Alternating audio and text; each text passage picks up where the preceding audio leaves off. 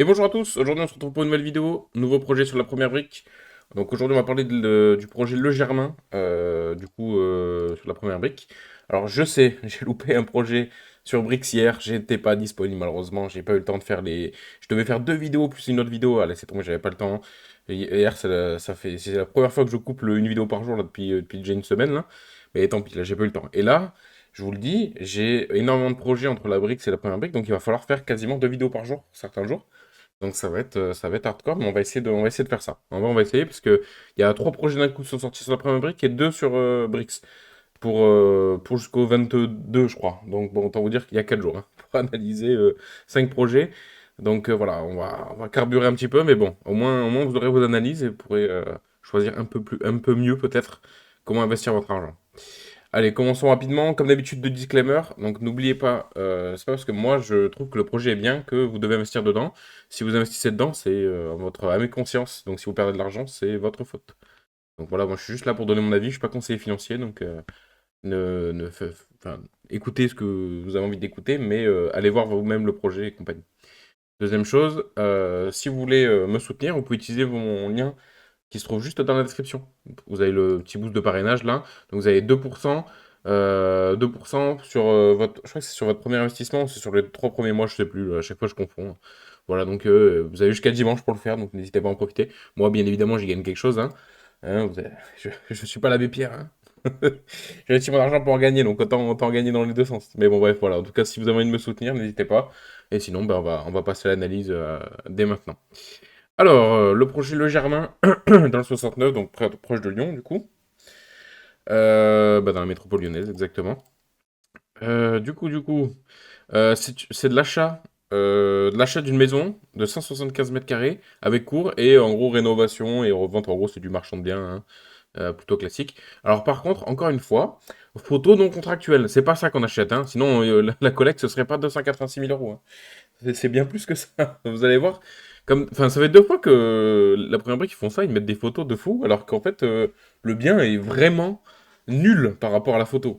Alors, attention, je dis pas que le bien est nul de ce projet-là, mais par rapport à la photo, c'est nul. Du coup, 286 000 euros de collecte, 10 000 euros maximum. Donc, comme d'habitude, sur la première brique, vous pouvez mettre des 1 euro. 11,5% de rendement. On peut aller jusqu'à 18 mois, mais en gros, je crois que c'est prévu jusqu'à 12 mois et minimum 6 mois. On verra ça un petit peu plus tard. Et voilà, on va commencer directement pour aller voir le super appartement. Alors, c'est au 126 chemin de Satonnet. Si je dis pas de bêtises, on va quand même aller vérifier que je me trompe pas. C'est juste ici, 126 chemin de Satonnet Village, à Rieux-la-Pape. Ça, c'est des sacrés noms. Hein. Donc, du coup, le 126, c'est juste ici. Hop. Ouais, je peux pas aller dedans.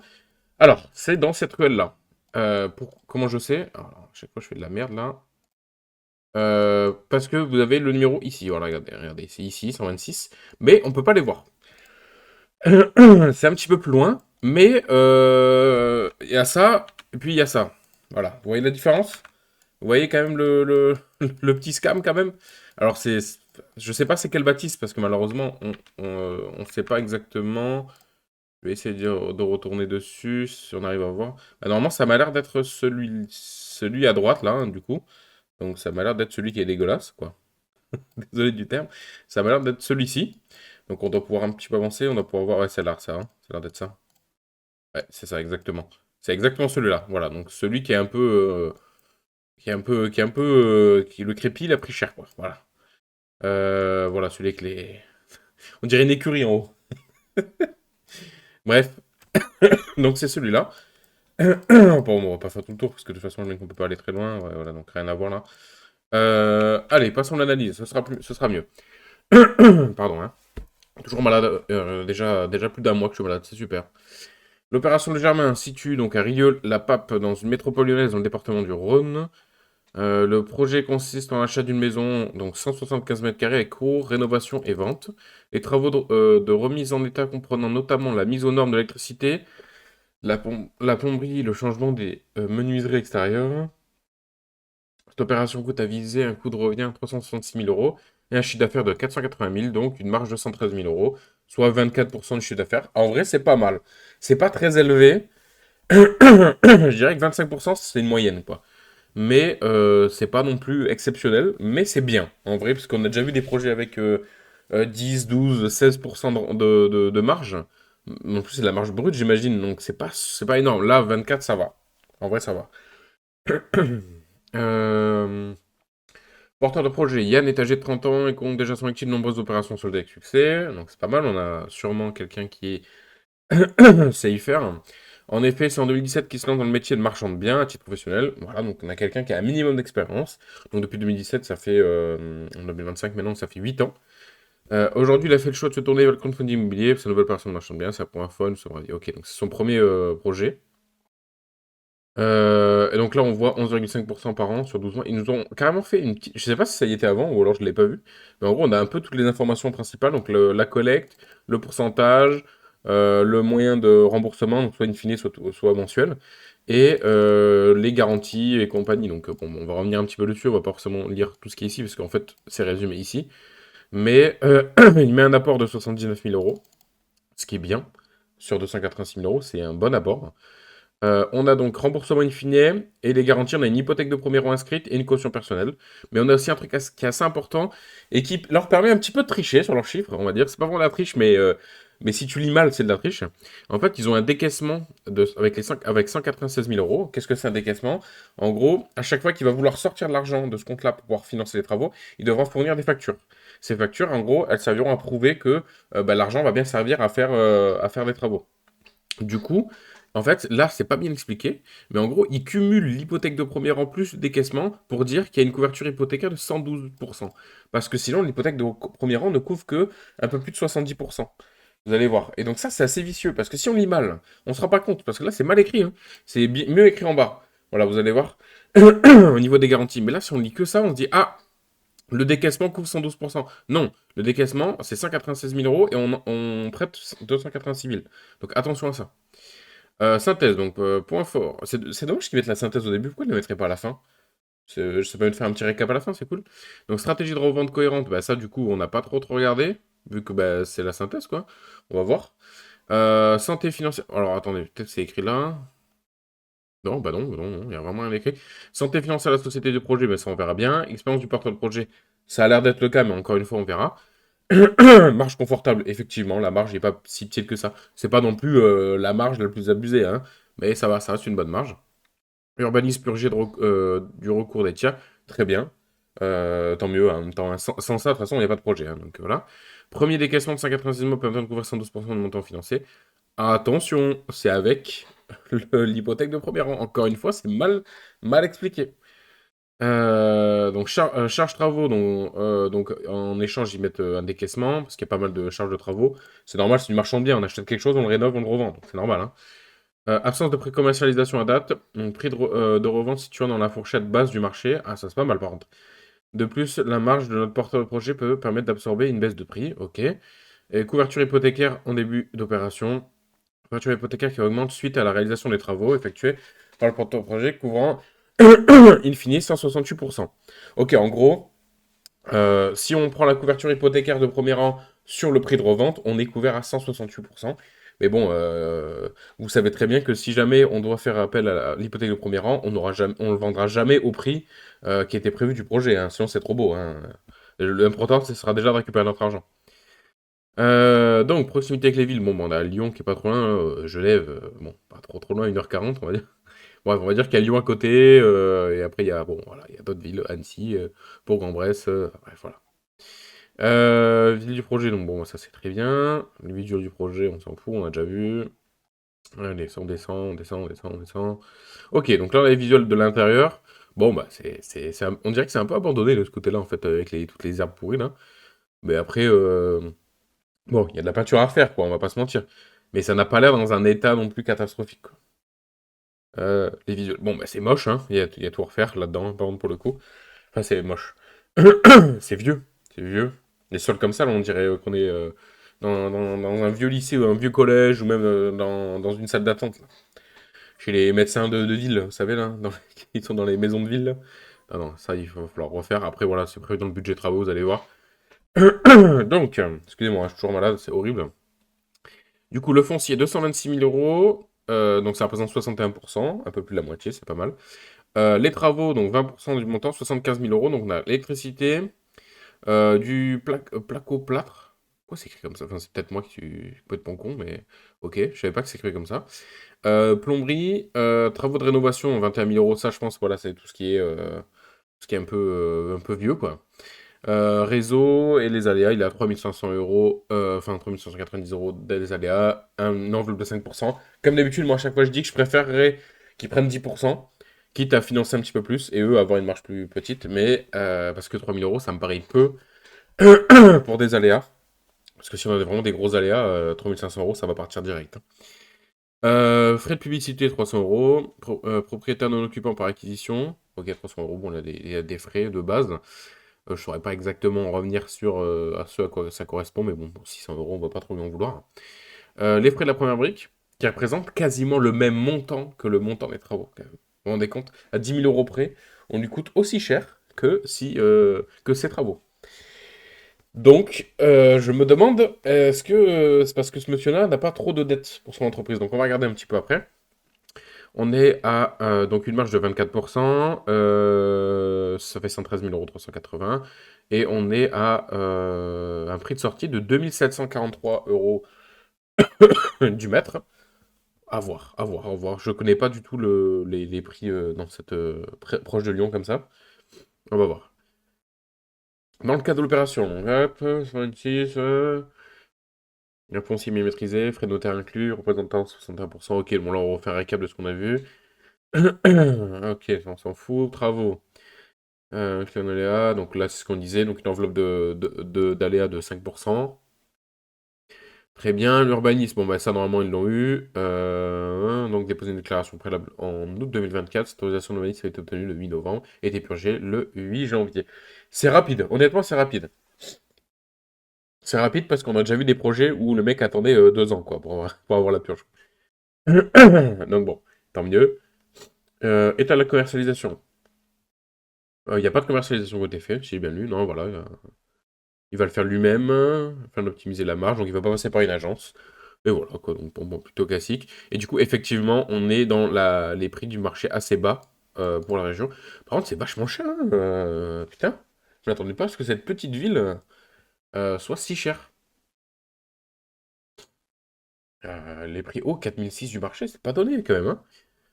Et bon, bah, après voilà, c'est bon, c'est proche de Lyon, c'est vrai, mais quand même, hein. C'est 3006 en moyenne, c'est pas mal. Honnêtement, c'est pas mal. Alors, étude de marché, ça c'est bon. Voilà, on va aller voir notre porteur de projet qui fait. C'est bon, c'est un filtre, vous savez, les Retrica là, de l'époque là. Oui, un énorme filtre sur la photo là. Marchand bien avec 7 années d'ancienneté dans le métier. Bon, bah 8 maintenant, vu qu'on est en 2025. Euh... Alors, par contre, c'est détenu que par 50% par lui. C'est qui l'a l'autre là? C'est détenu par sa mère. Ok, bon, bah, ça va, normalement, il n'y a pas trop de problème. Donc, avant alors, BT, c'est bon, on s'en fout un peu, hein, ça. Bon, le coup, c'est ce qui nous intéresse, ça doit être ça. Alors, qu'est-ce qu'on a? On a des bilans positifs qui évoluent. C'est pas mal. Bon, des résultats nets qui n'évoluent pas forcément, mais c'est du marchand de biens, donc il y a des années où il va faire plus de ventes que d'autres, donc c'est normal. Bon, on va passer directement quand même à ce qui m'intéresse, c'est les dettes. Et les dettes, il y en a très peu. Il y en a très peu, hein. Bah ouais. Du coup, il y a très peu de dettes. Donc pourquoi passer par le crowdfunding, par contre, du coup? Parce que souvent, les porteurs de projets passent par le crowdfunding immobilier parce qu'ils peuvent plus emprunter à la banque. Parce qu'ils ont déjà fait trop de projets et du coup, ils ont trop de projets en cours, trop de crédits, ils peuvent pas rembourser. Mais là, il y a 150 000 euros de dette. Pourquoi? Et en plus, tu as dont dette d'exploitation, ok, et dette financière. En gros, ils ont que 100 000 euros de dette de banque, en gros, hein, parce que ça peut être pris ailleurs, mais voilà. Voilà, là, j'avoue, j'ai du mal à comprendre. Parce que là, dites-vous que du coup, il va payer des intérêts, je me souviens même plus, c'est combien de pourcent? 11,5. Donc c'est lourd, 11,5, hein. C'est cher. Au lieu d'aller à la banque et de se faire financer à 3%. Et encore, c'est du professionnel, donc ce sera peut-être même moins, si vu qu'il a de l'expérience. Donc pourquoi? Pourquoi passer par le crowdfunding? Et ça, c'est inquiétant, parce qu'on n'a pas la réponse là. Donc il a déjà fait des projets. Bon, bah, il nous en parle dans notre projet qu'il avait fait. Ouais, bah, il a fait une marge de 45%, hein, donc c'est beaucoup plus qu'actuellement. Garantie du projet, bon, on va passer aux garanties. Caution personnelle, bon, ben ça, c'est bien, mais ça vaut pas grand-chose. Même si pour une fois, on a quand même ses finances, et c'est vrai qu'il est rentable, donc dans l'idée, c'est vrai que ça a un petit peu de valeur quand même, mais ce qui nous intéresse le plus, c'est l'hypothèque de premier rang. Et du coup, regardez, c'est bien écrit. De plus, le premier décaissement s'élèvera à 196 000 euros, offrant une couverture hypothécaire à hauteur de 112% du montant collecté. Donc en fait, si on prend l'hypothèque de premier rang, donc jour 1, au moment où on finance, on a l'hypothèque donc, qui couvre le montant du foncier, qui est merde, j'ai perdu. Là, foncier, donc 226 000 euros. Donc, ce qui couvre pas à 100% notre investissement.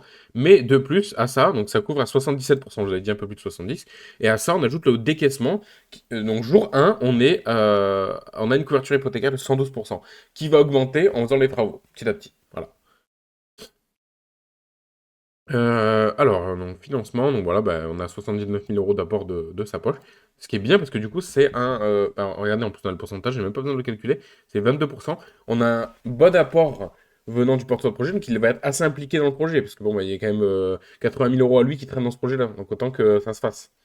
C'est bien, moi j'aime beaucoup les porteurs de projet qui mettent 20%, parce qu'ils sont très impliqués dedans, du coup, 20%, ça fait vraiment mal, hein, surtout selon les projets. Voilà. Donc bon, là on a le récap comme d'hab, vous connaissez, 11,5% du coup ça paye.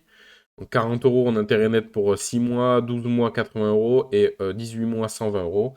Bon, c'est logique, à chaque fois on ajoute 40 hein, parce qu'on ajoute 6 mois à chaque fois.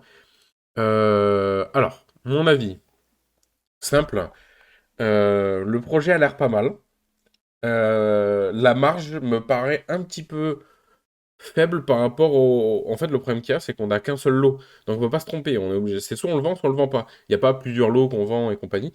Donc, moi, je me dis, il va sûrement devoir un peu réduire son prix au mètre carré pour pouvoir être sûr de le vendre dans les délais. Parce que les délais sont quand même relativement courts, hein. On a là, au niveau du planning, on serait en une commercialisation en mars 2025. Ça me paraît un peu optimiste pour des travaux. Surtout vu tout ce qu'il y a à faire. Après, voilà, je suis pas chef de chantier, donc je me rends peut-être pas compte. Mais pour moi, ça me paraît un peu juste. Moi, je pense plus, ouais, avril pour juste le mois d'après. Ça me semble un peu short pour respecter les délais. Par contre, le délai de 18 mois me paraît juste, mais 12 mois, ça me paraît un peu court. Voilà, moi, j'ai un peu de mal avec le prix qu'il a mis. Je me dis qu'il va sûrement devoir baisser un petit peu et rogner un peu sur sa marge. Parce que les travaux m'ont l'air un peu légers et j'ai l'impression qu'il n'y a pas tout qui va être fait.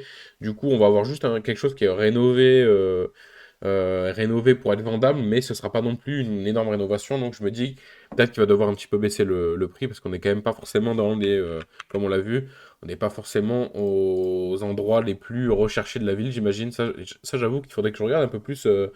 C'est avec euh, le meilleur taux, on peut savoir un petit peu les quartiers qui sont recherchés et tout. Je pense que dans les prochaines années, j'aimerais bien mettre ça en place. Je pense pas que, voilà, que ça soit le plus recherché, donc c'est un projet dans lequel, moi honnêtement, je peux investir. Je pourrais investir, mais je n'investirai pas une énorme somme parce que, n'oubliez pas, plus le taux est important, plus le risque elle l'est. Même si on dirait pas dans les feuilles et compagnie, le mec qui demande de l'argent ne vous demanderait pas de l'argent si c'était pas risqué. Sinon, il mettrait que sur l'argent perso, il irait voir les banques. Si ça se trouve, il s'est fait refuser son projet à la banque, hein. C'est pour ça, hein. Donc voilà. Donc, partez du principe que ça reste un projet qui est quand même relativement risqué parce que on dépend de tout. Enfin, on dépend du porteur de projet pour faire tout. Les travaux, la commercialisation et tout. Ah bon, les travaux, bien sûr, il va passer par des sociétés, mais vous avez compris, c'est lui qui va gérer tout. Donc, pas d'agence immobilière, donc c'est lui qui va vendre, même s'il a l'expérience. Il a l'expérience surtout dans le marchand de biens. Est-ce qu'il en a dans la vente? Ça, on ne sait pas. Voilà, donc moi, honnêtement, il y a des chances que je mette des sous dessus, mais ce ne sera pas une grosse partie de mon capital. Ce sera, je pense que je vais mettre ouais, quelque chose comme 40-50 € pour être investi dessus quand même. Ça reste un bon projet, c'est un projet qui est quand même relativement court et qui a un bon taux de rendement, donc c'est pas mal. En vrai, voilà. Bon, allez, j'arrête de tourner en rond. Merci merci à vous de m'avoir écouté. Et je vous souhaite à tous du coup une très bonne journée et à bientôt pour une nouvelle vidéo.